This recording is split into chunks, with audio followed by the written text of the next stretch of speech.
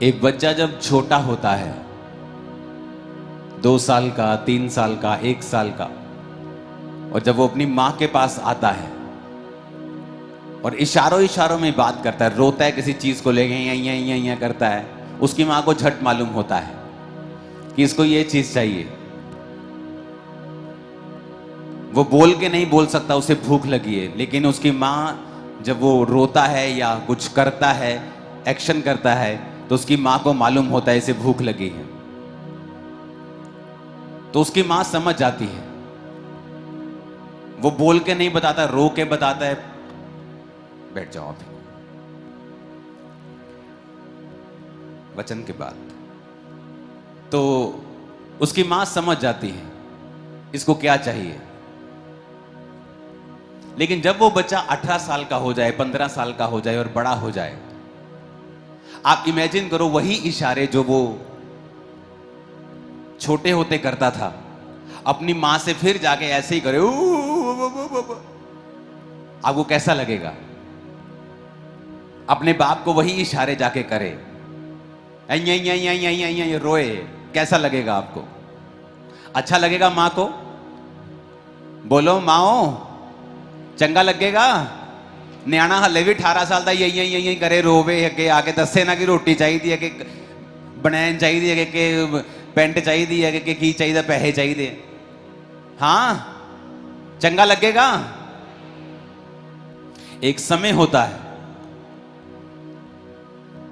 आप प्रभु के सामने एक छोटे बच्चे की तरह होते हैं। आप रोते हैं, आपको अच्छी तरह से प्रार्थना करनी भी नहीं आती, तो भी आपकी वो प्रेयर सुन लेता है, आपको हील कर देता है, आपको चंगाई दे देता है, अभी आपको प्रार्थना करनी इतनी नहीं आती, अभी आप आत्मा में यही कर रहे हो, प्रभु तू मेरी सुनता क्यों नहीं, प्रभु तू मैनू चंगा क्यों नहीं करता, प्रभु जी मैनू छू लो, प्रभु मैनू चंगा कर दो, बच्चे वाली प्रार्थना। लेकिन जब आप बड़े हो जाते हैं, आप 3 साल से बड़े हो जाते हैं, आत्मिक 3 साल से, आपको बपतिस्मा लिए 2, 3 साल, 4 साल हो जाते हैं, आप मसीह में बढ़ने लगते हैं, आपको चर्च जाते हुए 4, 5, 6, 7 साल हो चुके हैं। अब अगर आप फिर से वो यही करोगे, परमेश्वर आपकी प्रार्थना को नहीं सुनेगा, बल्कि वो आप पर गुस्सा करेगा। क्योंकि जब 3 साल का बच्चा मां के सामने रो के यही करके मांगेगा, वो उसे प्यार से खिलाएगी, वो खुश होकर खिलाएगी, वो अच्छी तरह खिलाएगी। लेकिन जब 18 साल का, 15 साल का ऐसी हरकतें करेगा, तो वो गुस्सा करेगी, वो गुस्सा करेगी, क्योंकि वो मां अब मैच्योरिटी को, बड़प्पन को एक्सपेक्ट करती है कि अब ये बच्चा बड़ों की तरह बात करे, अब ये बड़ों की तरह मांगे, अब ये सियाना हो जाए, अब ये बचपने की बातें छोड़ दे। आप प्रार्थना करते, प्रभु जी मुझे चंगा करो, प्रभु जी मुझे छू लो, प्रभु जी आप ऐसा कर दो, ऐसा कर दो, आप ऐसा क्यों नहीं करते? आपकी पहले कुछ दिनों की प्रार्थना, पहले कुछ महीनों की प्रार्थना वो सुन ली जाती थी, और आपकी सुन ली जाती थी, तो आपको लगता है कि मैंने प्रार्थना की और मैं हील हो गया। लेकिन आपको यह नहीं पता, अब वो तो बचपना था आपका, आप छोटे बच्चे थे आत्मा में, और परमेश्वर आपकी ऐसी प्रार्थनाओं को भी सुन लेता था। लेकिन जब आप बड़े हो जाते हैं, जब आपकी उम्र आत्मा में बड़ी हो जाती है, आपको मसीह में आए 4 साल, 3 साल, 5 साल, 10 साल हो जाते हैं, अगर फिर से आप वही प्रार्थनाएं करेंगे, तो वो प्रार्थनाएं जो पहले रिजल्ट लेके आती थी, अब वो रिजल्ट नहीं लेके आएंगी। और लोग कई बार क्वेश्चन करते हैं कि मैं जब पहले प्रार्थना मसीह में, जब मैं नया नया आया था ना, मैं प्रार्थना करता था ना, मेरी प्रार्थना सुनी जाती थी, मैं हील होता था, लेकिन अब मुझे ऐसा लगता है कि परमेश्वर मेरी प्रार्थना को सुनता नहीं। शायद वो नए नए लोगों को हील करता है, ऐसा नहीं है। क्योंकि तब आप जब नए होते हैं, आप बच्चे होते हैं आत्मा में, वो आपके करलाने को, चिल्लाने को, यूं को भी सुन लेता है, क्योंकि वो आपसे प्यार करता है और आपको सारी चीजें दे देता है। लेकिन जब आप आत्मा में बड़े हो जाते हैं, अब वो ये चाहता है कि आपको मांगना आना चाहिए। अगर आपको भूख लगी है तो रोने से नहीं, आपको मांगना पड़ेगा, मां मुझे खाना दो। अगर आपको कपड़े चाहिए, आपको मांगना पड़ेगा, मुझे कपड़े चाहिए। अगर आपको बाहर जाना है, आपको किराया चाहिए, आपको पैसे चाहिए, आपको मांगना पड़ेगा, ट्यूशन फीस चाहिए मांगना पड़ेगा, साइकिल चाहिए मांगना पड़ेगा। आप बच्चे की तरह सिर्फ रोते थे, माँ आपका डायपर चेंज कर देती थी, आप रोते थे आपको खाना देती थी, आप रोते थे आपको सुला देती थी, वो सब कुछ जानती थी। लेकिन अब आपको ऐसे नहीं चलेगा। आपको जो कुछ चाहिए, आपको वही चीज स्पेसिफिकली, वो चीज आपको उन्हीं शब्दों में प्रभु से मांगनी पड़ेगी, और उसके लिए आपको बाइबल पढ़नी पड़ेगी और ये देखना पड़ेगा कि जो चीज मुझे चाहिए वो बाइबल में एग्जैक्टली कहां लिखी है। क्योंकि अगर मैं ऐसा नहीं करूंगा तो अब यहीं रोने से, चिल्लाने से, करलाने से परमेश्वर मेरी प्रार्थना को नहीं सुनेगा। चले जा रहे नाव में और यीशु मसीह पीछे सो रहे हैं और तूफान आ गया नाव में। तूफान आ गया, सब नाव जब डूबने लगी, पानी भरने लगा, जब तूफान एक्सट्रीम चला गया तो चेले आके परमेश्वर को उठा के कहते हैं, प्रभु तेनू चिंता नहीं साडी, तेनू चिंता नहीं सी, तू सो रहे हैं परमेश्वर, तेनू चिंता नहीं सी, मर रहे हैं। परमेश्वर उठे और आप जानते हैं प्रभु को तो खुश होना चाहिए था कि संकट के दिन तू मुझे पुकार और मैं तुझे उत्तर दूंगा। प्रभु को तो खुश होना चाहिए कि हाँ मेरे बच्चों आओ मेरे पास, मैं यही चाहता था कि तुम मेरे पास आओ। लेकिन बाइबल कहती परमेश्वर उनसे नाराज हुए, यीशु मसीह उनसे नाराज हुए और प्रभु ने कहा, हे अल्प विश्वासियों, हे थोड़े विश्वासियों, तुम्हारा विश्वास कहां है। आप सोच सकते हैं कि उन्होंने तो प्रभु को पुकारा है, कोई शारीरिक मदद के लिए नहीं पुकारा, उन्होंने प्रभु को गाली नहीं निकाली, प्रभु को उठाना भूल नहीं गए, पुकारना नहीं भूले, लेकिन फिर भी परमेश्वर उनसे नाराज हुआ। और बाइबल कहती परमेश्वर उठे और कहा उस पानी को शांत रह और थम जा, लिखा आंधी थम गई और पानी शांत हो गया। यानी परमेश्वर ये चाहते थे कि अब चेले जो बड़े हो गए हैं, आत्मा में बड़े हो गए हैं, मैच्योर हो गए हैं, वो खुद उस पानी को डांटें और खुद उस हवा को डांटें और उन्हें शांत और थम जाने के लिए बोलें। और प्रभु यीशु मसीह एक जगह जा रहे थे तो वचन कहता है, क्योंकि आज मैं आपको वचन जो दे रहा हूं थर्सडे का सेकंड पार्ट है, तो थर्सडे का कुछ हिस्सा मैं आज आपको दूंगा, बाकी आपको थर्सडे की मीटिंग में से सुनना पड़ेगा और उसके बाद मैं सेकंड पार्ट में चलूंगा। यीशु मसीह जा रहे हैं, बाइबल कहती है, और रास्ते में यीशु मसीह को भूख लगी और पेड़ के पास वो गए, और जब पेड़ में फल नहीं तो परमेश्वर ने कहा आज से तेरा फल कोई ना खाए। और यीशु मसीह चले गए। जब वापसी आ रहे थे सभी चेले और प्रभु यीशु मसीह के साथ, तो चेलों ने कहा प्रभु देख, अभी 24 घंटे भी नहीं हुए, जिस पेड़ को तूने श्राप दिया था जड़ तक सूख गया है। पत्ते नहीं सूखे, जड़ तक पूरा पेड़। लकड़ी जब सूख जाती है उसका कलर चेंज हो जाता है, पत्तों का तो कलर दिखता है, लकड़ी का भी दिखता है जब पेड़ पूरा सूख जाता है। एक दिन में जड़ वाला पेड़, फल देने वाला पेड़, कभी सूखा दिखाओ कि एक दिन में पेड़ खराब हो जाए, आपको कहीं एग्जांपल नहीं मिलेगी। कहीं दिखाओ एक दिन में पेड़, पत्ते सब कुछ सूख जाए एक दिन में जड़ तक, कहीं एग्जाम्पल नहीं मिलेगी।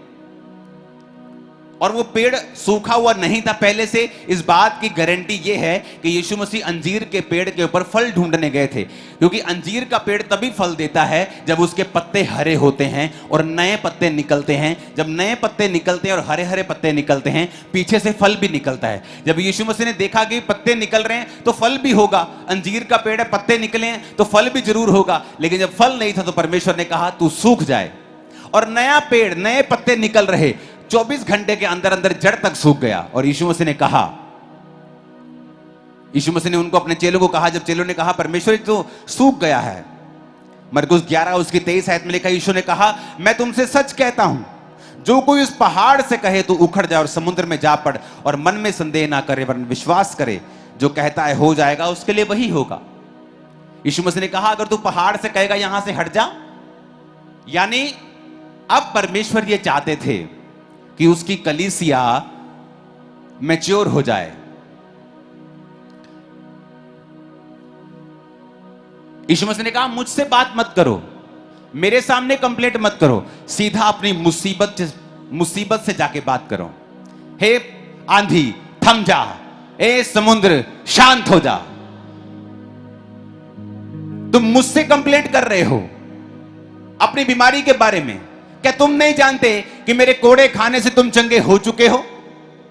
तो प्रभु अब मैं क्या करूं? अपनी बीमारी से बात कर कि उसके कोड़े खाने से मैं चंगा हो चुका, तू यहां क्या कर रही है, तू यहां क्या कर रहा है, चल भाग यहां से यीशु मसीह के नाम। और कहता क्या कर, संदेह ना कर। समुद्र से बात कर, खुदा के पास मत जा कि प्रभु इस समुद्र को तू हटाता क्यों नहीं, इस पहाड़ को तू हटाता क्यों नहीं। परमेश्वर ने कहा पहाड़ से बात कर, डायरेक्टली अपनी मुसीबत से बात कर, बीमारी से बात कर, शैतान से बात कर, कर्जे से बात कर, तेरी बात को वो सुनना पड़ेगा उनको।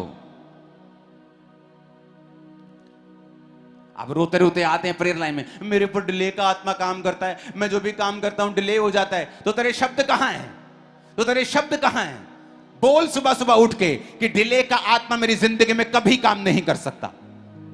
आज से मैं सुपरनैचुरल स्पीड में आगे बढ़ रहा हूं, परमेश्वर मेरे साथ है, आज से खुदाबंद का फेवर मेरे साथ है और मैं आगे जा रहा हूं।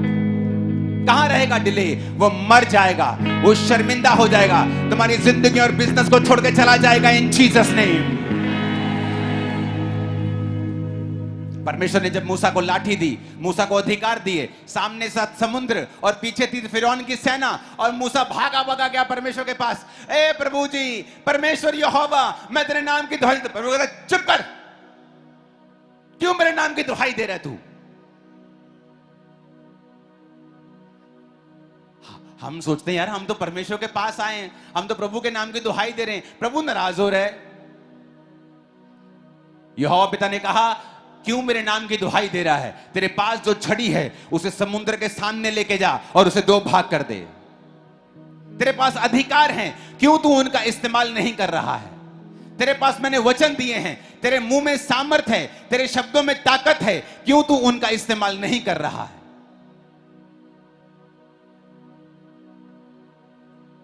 मुझे पापा से मिलना, मेरे घर में डेथ हो रही है वीक के बाद। तो तुम्हारे शब्द कहां हैं? तुम्हारे शब्द कहां हैं? जो फैमिली बची है उनको बिठाओ, बैठो एक जगह गोल घेरे में बैठ, अपने हाथ पकड़ के बैठ जाओ जरा और वचन डिक्लेयर करो, मैं ना मरूंगा वरन जीवित रहूंगा और परमेश्वर के कामों का वर्णन करता रहूंगा। मैं ना मरूंगा वरन जीवित रहूंगा, परमेश्वर के कामों का वर्णन करता रहूंगा। मैं ना मरूंगा वरन जीवित रहूंगा, परमेश्वर के कामों का वर्णन करता रहूंगा। बोलो बोलो, मैं ना मरूंगा वरन जीवित रहूंगा और परमेश्वर के कामों का वर्णन करता रहूंगा। अपने हाथों को उठा के बोलो, मैं ना मरूंगा वरन जीवित रहूंगा और परमेश्वर के कामों का वर्णन करता रहूंगा। मैं ना मरूंगा वरन जीवित रहूंगा और परमेश्वर के कामों का वर्णन करता रहूंगा। बहने बोलो, मैं ना मरूंगी वरन जीवित रहूंगी, प्रभु के कामों का वर्णन करती रहूंगी। हालेलुया। कहां जाएगा वो मौत का आत्मा? उसे जाना पड़ेगा।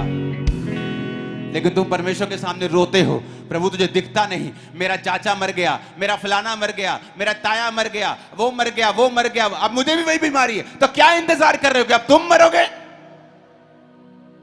किस चीज का इंतजार कर रहे हो तुम लोग? मरने का? तुम मर जाओगे ऐसे ही जैसे वो मरे हैं, अगर तुम अपने शब्दों का इस्तेमाल नहीं करोगे और तुम प्रभु को बोलते रहोगे और प्रभु तुम पे गुस्सा करेगा कि मैंने बाइबल में तुम्हें अधिकार दिए हैं, तुम्हें चलना सिखाया है, तुम्हें वचन पढ़ना सिखाया है कि वचन में लिखा है समुद्र पेड़ से बात कर, पहाड़ से बात कर, मेरे पास मत आ कि प्रभु इस पेड़ को बोलो उखड़ जाए यहां से, इस पहाड़ को बोलो उखड़ जाए यहां से। प्रभु कहता मुझसे मत कहो, मैंने तुम्हें अधिकार दिया, तुम डायरेक्ट बात करो उससे, मैं तुम्हारे साथ हूं। डिले से बात करो, बीमारी से बात करो, हड्डी से बात करो, बिजनेस से बात करो। दुकान पे जाते हो, अपने गल्ले को खोलो और बोलो आज से तू ब्लेस है और तेरे अंदर हमेशा ब्लेसिंग ही होगी, तू हमेशा ब्लेस ही रहेगा, ये दुकान ब्लेस। बोलो, देखो क्या होता है। हालेलुया। और जब तक तब तक बोलो जब तक रिजल्ट नजर ना आने लग जाए, क्योंकि परमेश्वर अब आप जब बड़े हो जाते हैं वो आपके यैया तैया यैया वाली प्रार्थना नहीं सुनता है, बल्कि वो गुस्सा करता है। नया नियम में यीशु मसीह ने गुस्सा किया, तुम्हारा विश्वास कहां था? उसने नहीं कहा ओ मेरे चेलो आओ और उन्हें जप्फी डाली और बगा, ओ मैं तुम्हारे संग हूं, मत डरो, देखो अब मैं क्या करता हूं। जीसस ने कभी ऐसा इमोशनल नहीं किया उनको, बल्कि डांटा, क्यों मुझे पुकार रहे हो? तुम्हारे अधिकार कहां हैं? क्या तुम नहीं जानते मैंने तुम्हें पावर दी है? जब दुष्ट आत्मा को निकालने के लिए परमेश्वर ने उनको भेजा था, क्या तुम नहीं जानते मैंने तुमको अधिकार दिए हैं? तुमने क्यों नहीं बोला आंधी को थम जा? तुमने क्यों नहीं बोला समुद्र को शांत रहे? तुमने खुद क्यों नहीं कहा? तुम मुझसे आके क्यों लड़ रहे हो? तुम मुझसे मेरा सिर क्यों खा रहे हो?